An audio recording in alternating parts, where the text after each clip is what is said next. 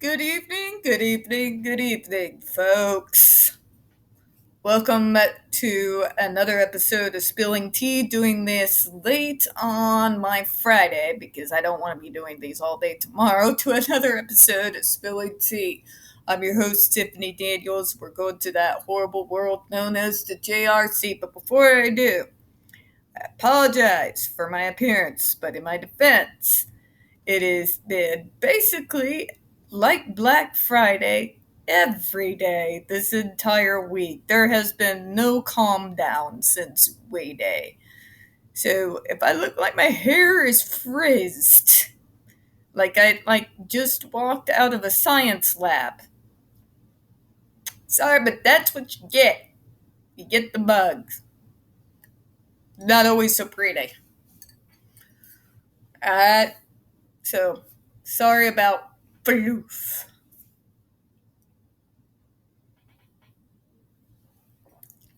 Also, just to clarify a few things, the few British I know actually watch this channel. There's been comments, I thought the Americans don't care about the royal family feud. Let me clear a few things up for you. We don't! Okay? We don't! Dear God! Let me explain it and make it real simple for you.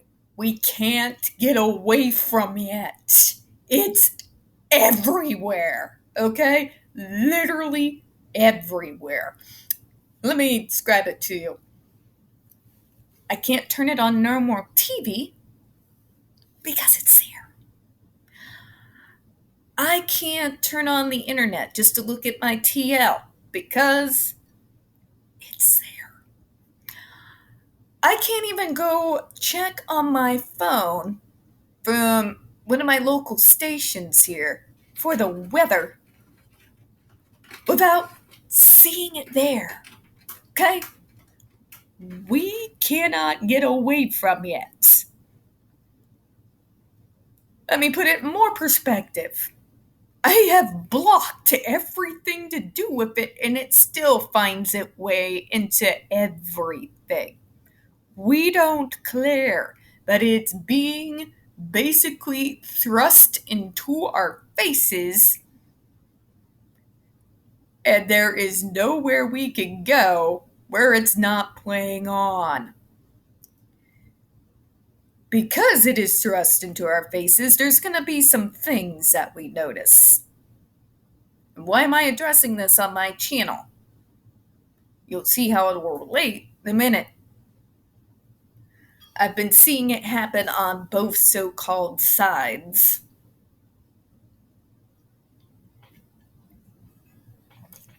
The constant harping on either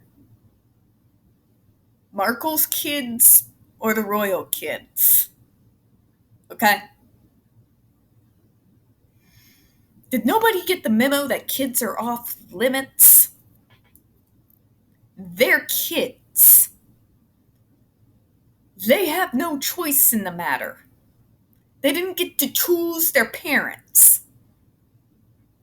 So why are we dragging them? Oh, but it gets worse. Because some people thinks it's a great idea to just start labeling one kid or the other autistic. You see, that's where I get pissed. My diagnosis should not be passed around like it's a party favor. Okay? I do not enjoy seeing people sit there and use my diagnosis as a slur to attack a child. To give you context, some of the crap that has crawled itself into my TL had to do with apparently one moment during the coronation on the balcony, where the little boy, Louis, was sitting there kind of doing a little dance. And you got everyone and his mother coming out saying there's something wrong with him. I I think it would just be better if they just say he was autistic and quit placating them. First of all, a very hearty, I try to watch my language on this channel, but you know what? On this subject, no, a very hearty fuck you. Alright? Coming from my autistic ass to you, fuck you. Alright? Let's break it down here, shall we? First of all, there's nothing wrong with me. I am a perfectly, well, not perfectly sane, but I am a perfectly fine, atypical brain human being who functions quite well. You are using my diagnosis as though it were a slur. When you do that, you are showing me and everyone like me how you think of us. As subhuman. An insult. Yeah, I got a problem with it. I got another problem with the fact that, you know what? He's a kid. Having grown up with neurotypical siblings, especially my brother, would you not to know what it's like to have a little boy behave for 2 solid hours standing perfectly still? It's like, yeah. It's an amazing feat when they manage to accomplish it. If towards the end of those 2 hours, they start letting off a little bit of energy, it's called a kid being a kid. I know this generation hasn't really seen that much of it because people, I'm not even getting into that subject about how we've taken recess away, but it's a kid being a kid. You are literally demonizing a kid for being a kid. You are demonizing him using my diagnosis.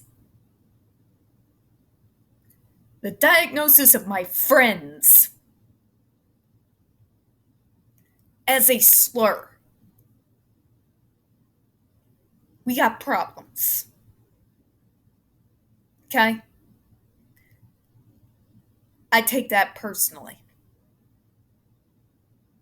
Yeah. And you know what? That side's not the only side that's guilty. I have seen this insane crap with the so-called Mother of God. With the whole, but it's a surrogate pregnancy. It's a surrogate pregnancy. First of all, quit demonizing surrogate pregnancy. Okay? I've seen you all literally will the royal family to strip those 2 kids of their titles. They're kids. They did not start this drama.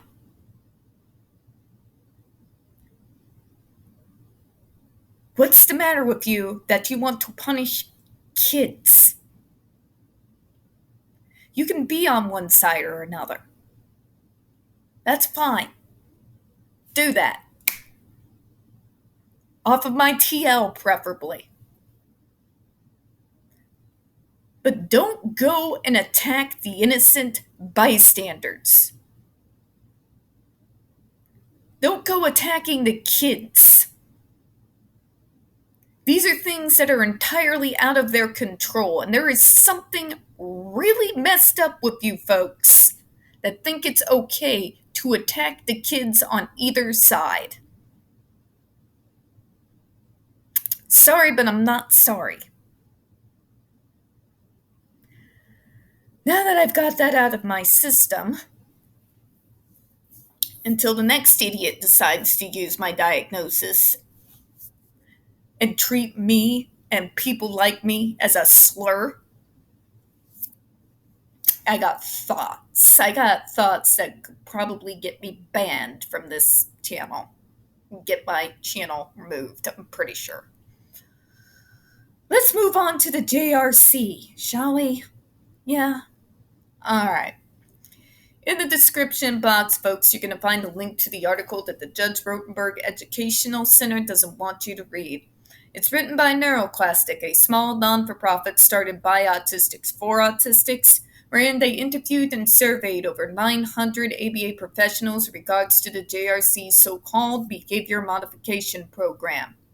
Matter of fact, the JRC doesn't want you to read this article so much that they have threatened NeuroClastic with a defamation lawsuit if they did not remove it from the website. Well, folks, NeuroClastic has refused, so you know the drill. Please read that article and share it on all your social media. Also included in there is NeuroClastic's public statement regards to the defamation lawsuit threat, as well as a link to their GoFundMe. We are crowdfunding, folks, in case the JRC actually sees through with their threat. Also linked in there is the Ozark's first article in regards to the Agape boarding schools, now known as Stone for Help boarding school situation. This is a so-called Christian-themed boarding school based out of Stockton, Missouri that takes in so-called troubled male teens that has and pending, folks, over 21 civil lawsuits, claims, and allegations leveled against it, all which have been substantiated by the Missouri Department of Social Services, and they include the following: sodomy, rape, sexual assault, child abuse, psychological and emotional abuse, child trafficking, starvation, and that's just for starters. You have one former staff member arrested by the FBI, another a doctor who still lives on the premises with full access with the boys up on multiple, again, substantiated by the Missouri Department of Social Services claims of rape, sodomy, and sexual assault of the boys there. You have an attorney general too busy chasing after drag queens and failing just in general at life, and also failing at defunding public libraries to actually do his job and protect the kids in this state. And I don't even know what to tell you about my governor at this point in time. I don't even know if there is help for that man. I'm just saying. So please share that on all your social media. Got the other pertinent links to the Stop the Shocks campaign as well, including Autistic Hoya's massive archive on the subject, Jennifer Masemba's behavioral sheet of shockable offenses, a clip out of the 7-hour ordeal undergone by Andre McCollins back in 2002, the templates, and the ever-present self-explanatory change.org Shut the Judge Rotenberg Center Down petition. When we discuss the JRC, you're going to hear vivid descriptions of and catch clips of surveillance footage of peoples with disabilities being tortured and abused. If you got young children present, folks, please go ahead and use those headphones, all right? All right. Now, folks, this channel is marked not for children for a reason. We use profanity on occasion, and we do talk on dark subjects. If your child is 16 and younger and they are watching this, very obviously, parental supervision is very much advised, all right? All right, trigger warning, folks. We are about to once again descend into the mad ravings of the lunatic mind known as Dr. Matthew Israel. You're going to hear gaslighting, victims blaming, pseudoscience and lies, abuse and torture, apologencia, all coming from a man with a massive ego and even larger God complex. So, folks, square your shoulders, because the stupid's coming, all right?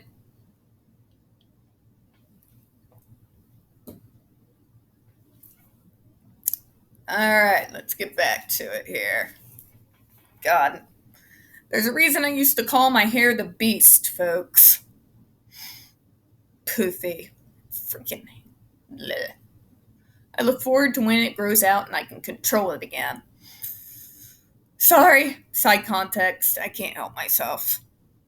It makes me sick and I could not sleep. I prayed to God someone would help these kids. This is the part of the allegation addressed in a previous item that JRC believes was made by Greg Miller, the disgruntled former employee. Again, we're demonizing Greg Miller. Now, remember previously that they stated that he never reported anything, and then stated that he did, and now they're trying to demonize him again. It's like a freaking yo-yo boomerang crap with this guy, I swear. Um, you seen the interviews with this guy? You look into his eyes.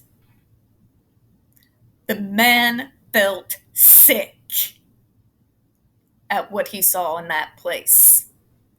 When the man came down off that Kool-Aid and saw what was happening for what it was, it made him feel physically sick.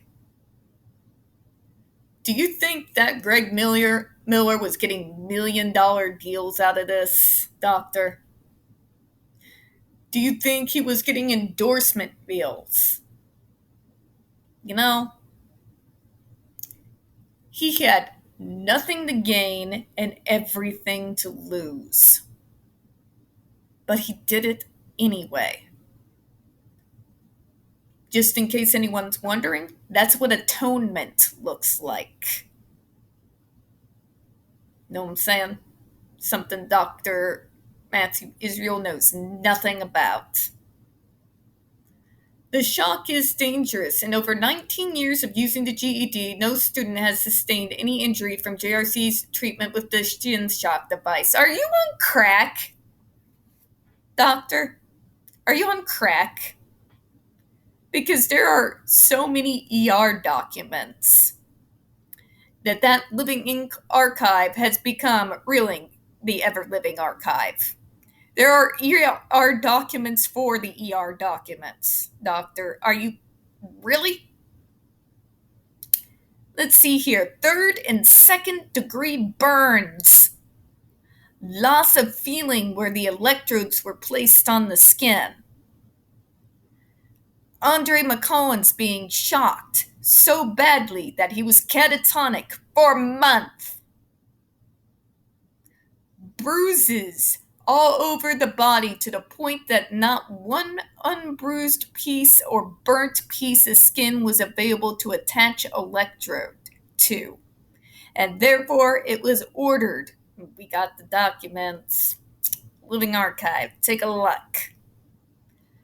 That they would take the kid off of the device long enough for their bodies to heal up so that they can then place it back on the skin.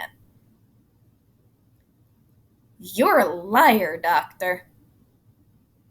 Oh, and it's not just the ER documents that we so-called misrepresent. Let's talk about those DESI reports.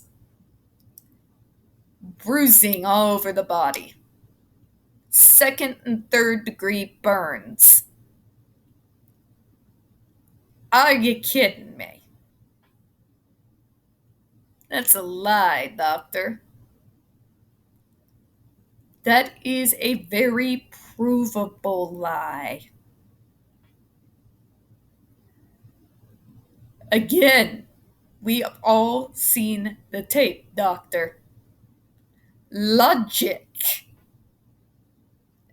Just basic knowledge would dictate that if you shock a young kid on a 4-point board over and over and over again at 85 MPa,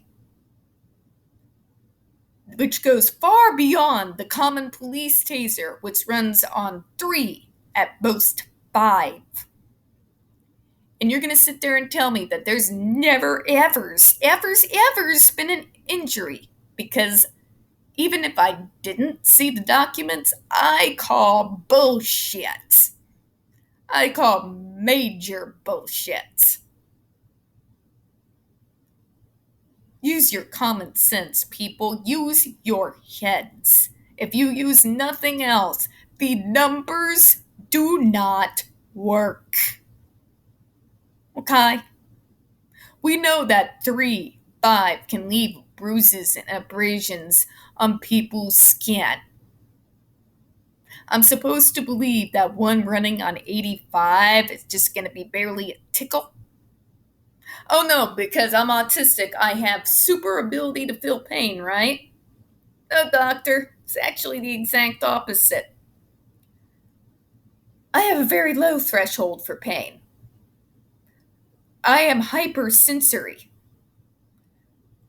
which means a bee sting to me felt like I was being, skewed with, I don't know, a steak knife. All right? You're full of crap. Basic logic tells us that what you're stating here is a lie. Watching that video of Andre McCullin screaming and begging for it to stop. Folks, if you think autistics just love to be dramatic, you don't know us very well. But your meltdowns are not drama performances, Karen. They're meltdowns. We are in what I like to call, in myself, I'm in my most primal state at that point. Okay? It's not dramatics. I'm not trying to manipulate anyone. Okay? Good. I'm glad we established that. So what are we learning for tonight's video, folks? Very obviously, Matthew Israel is a liar.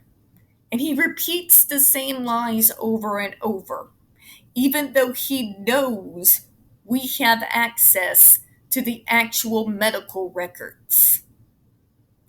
So he uses the same strategy that other places who like to make money off our pain and suffering use. He attacks the advocates. Not because he believes we're soft targets, but he knows that systemic ableism that reigns heavily in our society. We're going to go ahead and close on that, folks. We don't get very many views on this channel. The few that we do tend to get removed from time to time, so please don't forget to hit the like button, hit subscribe, don't forget to hit the comments. I do appreciate your time. As always, we here at Spilling Tea hope you have a good one. Bye-bye, everyone.